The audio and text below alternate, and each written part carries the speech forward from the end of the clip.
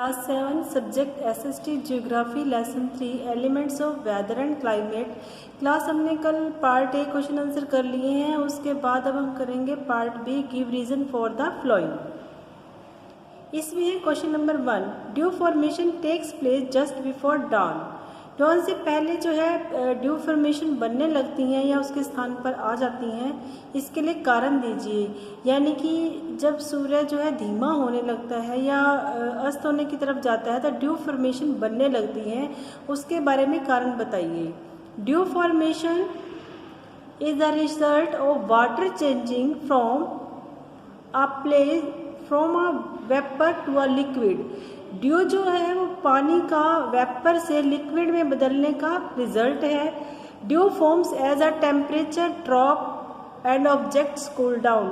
Due तब बनती है जब टेम्परेचर जो है ड्रॉप हो जाता है, कम हो जाता है, और जब ऑब्जेक्ट्स वहाँ का जो चीज़ें हैं आसपास की ठंडी होने लगती हैं। So dew formation takes place just before dawn. तो इसलिए जो है ड्यू फॉर्मेशन जो है उनके स्थान पर बनने लगता है, ड्यू फॉर्मेशन होने लगती है। अब है question number 2, cirrus clouds do not rain. Cirrus cloud जो है वर्षा नहीं करते, कारण बताइए। Cirrus cloud appear thin as clouds and are made of ice crystal instead of water droplets. Cirrus clouds in blue sky indicate fair and clear weather. Cirrus clouds जो है वो बिल्कुल पतले बादल जैसे होते हैं, दिखाई देते हैं, और आर मेड ऑफ, ये जो है आइस क्रिस्टल से बनते हैं बजाय कि पानी की बूंदों के बनने से।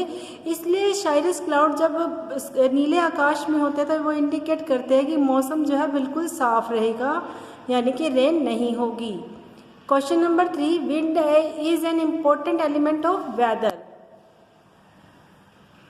विंड जो है एक इम्पोर्टेंट वेदर का एक इम्पोर्टेंट एलिमेंट है, इसके लिए रीजन दीजिए। The temperature of wind depends upon the surface upon its source reason.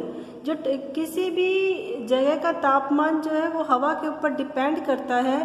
If is blowing from a dry hot area then it will be hot, and if hot, यानी कि जब हवा जो है किसी गर्म एरिया से चलेगी तो ये क्या है, गर्म होगी। And if is blowing from relatively cooler areas then it will be cool. अगर ये ठंडे एरिया से चलेगी तो ये ठंडी होगी। This is why sometimes we get cool winds and sometimes they are hotter. कई बार हमें ठंडी हवा मिलती है और कई बार हमें क्या है, ये काफ़ी गर्म फील होती हैं। It is the wind direction, ये हवा की ही मूवमेंट है, विच determine of the direction of the cloud movement, जो कि बादलों की मूवमेंट को डिटरमाइन करती हैं, निश्चित करती हैं। Question number 4, as we go higher in the mountains air pressure falls. हम पहाड़ों पर जितना ऊपर जाते जाएंगे तो एयर प्रेशर जो है कम होता जाएगा, इसके लिए रीज़न दीजिए। Answer, atmospheric pressure decreases as the height of surface above ground level increases. Atmospheric pressure जो है ऊंचाई के साथ साथ डिक्रीज होता जाता है, अबव ग्राउंड लेवल इंक्रीजेज। और जो है ग्राउंड लेवल जो है बढ़ा हुआ होता है, लेकिन हाइट के साथ साथ ये क्या है, कम होता जाता है। This is because as the altitude increases the number of air molecules decreases. इसका कारण ये है, ऐसा है क्योंकि जो ऊंचाई बढ़ती जाती है तो उसमें हवा के मॉलिक्यूल्स जो है कम होते जाते हैं। हवा में जो मॉलिक्यूल्स होते हैं वो काफ़ी कम हो जाते हैं। This is less air above a surface, इसलिए उस सतह पर जो है हवा कम हो जाती है।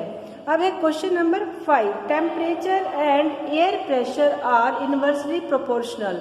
टेम्परेचर और हवा का जो दबाव है वो आपस में एक दूसरे के इनवर्सली प्रोपोर्शनल है, इसके लिए भी कारण दीजिए, ये हम बुक में रीड करेंगे।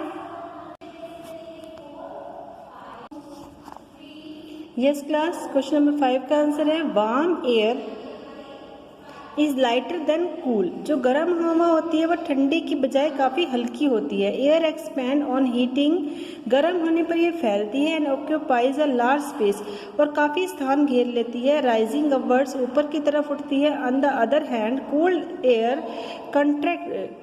Contracts and becomes heavier. दूसरी तरफ जो ठंडी हवा होती है वो सिमटती है, मतलब और क्या हो जाती है, भारी हो जाती है। Thus the higher the temperature, जितना टेम्परेचर ज़्यादा होता है the lower is the pressure, तो दबाव जो है उतना ही कम होता है। द लोअर द टेम्परेचर, और जितना टेम्परेचर कम होता है the higher is the pressure, तो इसका प्रेशर जो है उतना ही हाई होता है।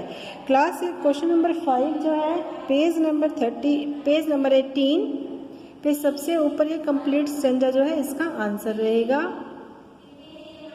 ये part B question number 1 to 5 ये लर्न एंड राइट जो है नोटबुक में है।